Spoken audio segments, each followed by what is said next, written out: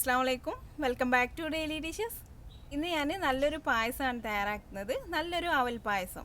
നമ്മുടെ വീട്ടിലൊക്കെ എപ്പോഴും കാണുന്ന കുറച്ച് ഇൻഗ്രീഡിയൻസ് വെച്ചിട്ട് നമുക്ക് പെട്ടെന്ന് തയ്യാറാക്കി എടുക്കാൻ പറ്റിയ നല്ലൊരു പായസം.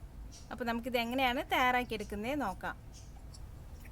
ഞാനിപ്പോൾ പായസം തയ്യാറാക്കാൻ വേണ്ടി 1 കപ്പ് അവൽ എടുത്തിട്ടുണ്ട്. ഞാനിപ്പോൾ എടുത്തിട്ടുള്ളത് വെള്ള അവലാണ്. വെള്ള അവലോ ബ്രൗൺ അവലോ ഏത് വെച്ചിട്ടും നമുക്ക് പായസം തയ്യാറാക്കാം. ബ്രൗൺ അവലാകുമ്പോൾ പായസത്തിൻ്റെ കളറിൽ കുറച്ച് വ്യത്യാസം വരുന്നേ ഉള്ളൂ. ടേസ്റ്റൊക്കെ ഒരേപോലെ തന്നെ ആയിരിക്കും. അപ്പോൾ പായസം തയ്യാറാക്കാൻ വേണ്ടി ഒരു പാത്രം ചൂടാവാനായിട്ട് വെച്ചിട്ടുണ്ട്. ഇനി ഇതിലേക്ക് ഒരു 1.5 ടേബിൾ സ്പൂൺ നെയ്യ് ചേർത്ത് കൊടുക്കാം.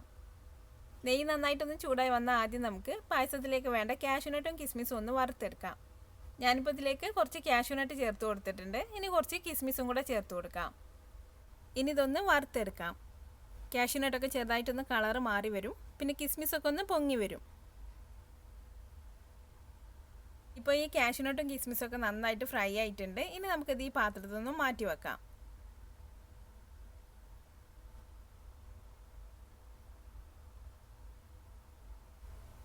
ഇനി ചൂടായിരിക്കുന്ന നെയ്യിലേക്ക് നമ്മൾ എടുത്തു വെച്ചിട്ടുള്ള അവൽ ചേർത്ത് കൊടുക്കാം. ഇനി ലോ ഫ്ലെയിമിൽ വെച്ചിട്ട് ഈ അവൽ നന്നായിട്ടൊന്ന് വറുത്തെടുക്കാം. തീ കൂട്ടി വെക്കരുത്. തീ കൂട്ടി വെച്ചിട്ടുണ്ടെങ്കിൽ അവൽ പെട്ടെന്ന് കരിഞ്ഞു പോകും. അപ്പോൾ ഇനി ലോ ഫ്ലെയിമിൽ വെച്ചിട്ട് ഈ അവൽ നല്ല ക്രിസ്പി ആയി വരുന്നവരെ നമുക്കൊന്ന് വറുത്തെടുക്കാം. ഇപ്പോൾ അവലൊക്കെ നല്ല ക്രിസ്പി ആയി വന്നിട്ടുണ്ട്. ഇനി നമുക്ക് തീ ഓഫ് ചെയ്ത ശേഷം അവൽ ഈ പാത്രത്തിൽ നിന്ന് മാറ്റി വെക്കാം.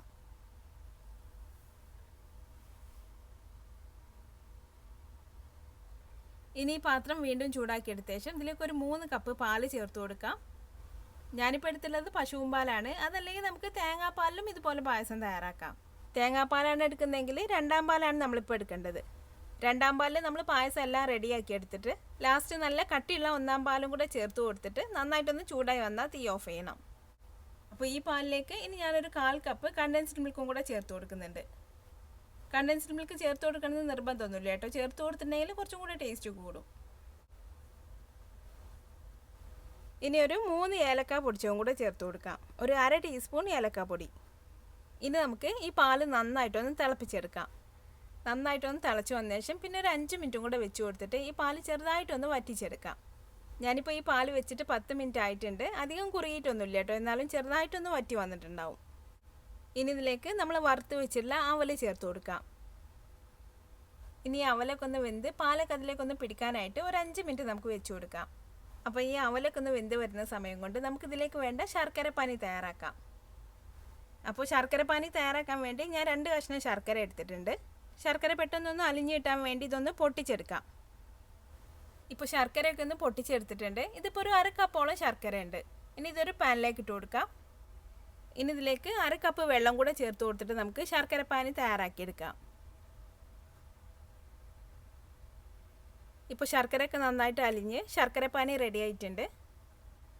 ഇത് കൂടുതൽ കട്ടിയാക്കേണ്ട ആവശ്യമൊന്നുമില്ല കേട്ടോ. ശർക്കരയൊക്കെ ഒന്ന് അലിഞ്ഞ് കിട്ടിയാൽ മതി. ഇനി ശർക്കരപ്പാനി തിളച്ചുകൊണ്ടിരിക്കുന്ന പായസത്തിലേക്കൊന്ന് അരിച്ചൊഴിച്ചു കൊടുക്കാം.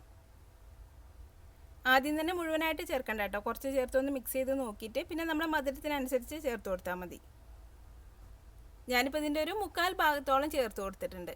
ഇനി നമുക്ക് മിക്സ് ചെയ്ത് നോക്കിയിട്ട് ആവശ്യമുണ്ടെങ്കിൽ ചേർത്ത് കൊടുക്കാം. ഇതിപ്പോൾ ആവശ്യത്തിനുള്ള മധുരം ഉണ്ട്. ഇനി ഞാൻ ബാക്കിയുള്ള ശർക്കര ചേർക്കുന്നില്ല. ഇനി ഇതൊരു 2 മിനിറ്റും കൂടെ തിളച്ച് കഴിഞ്ഞാൽ നമുക്ക് തീ ഓഫ് ചെയ്യാം. ഇപ്പോൾ നമ്മുടെ പായസം റെഡി ആയി തുടങ്ങിയിട്ടുണ്ട്. ഇതിനി അധികം കുറുകാൻ നിൽക്കണ്ട കേട്ടോ. ഒരു 2 മിനിറ്റ് ഒന്ന് തിളച്ച് കഴിഞ്ഞാൽ നമുക്ക് തീ ഓഫ് ചെയ്യാം. ഇതിപ്പോൾ അവലായതുകൊണ്ട് തീ ഓഫ് ചെയ്താലും കുറച്ചും കൂടെ ഒന്ന് കുറുകി വരും. അപ്പോൾ ഇനി നമുക്ക് തീ ഓഫ് ചെയ്യാം. ഇനി ഇത് കുറച്ചൊന്ന് ചൂടാറിയിട്ട് നമ്മളിത് കഴിക്കാനെടുക്കുന്ന സമയത്ത് ഇതിലേക്ക് നമ്മൾ ഫ്രൈ ചെയ്ത് വെച്ചിട്ടുള്ള കാഷ്യൂനട്ടും കിസ്മിസും കൂടെ ചേർത്തൊന്ന് മിക്സ് ചെയ്ത് കൊടുക്കാം. കാഷ്യൂനട്ടും കിസ്മിസും ആദ്യം തന്നെ ചേർത്ത് കൊടുത്തിട്ടുണ്ടെങ്കിൽ അതങ്ങ് കുതിർന്നു പോകും.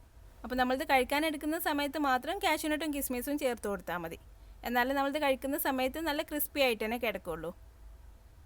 അപ്പോൾ നമ്മുടെ പായസം ഇപ്പോൾ റെഡി ആയിട്ടുണ്ട്. ഒന്നങ്ങ് ചൂടാറി വന്നപ്പോഴേക്കും നല്ല പാകത്തിന് കുറുകി വന്നിട്ടുണ്ട്.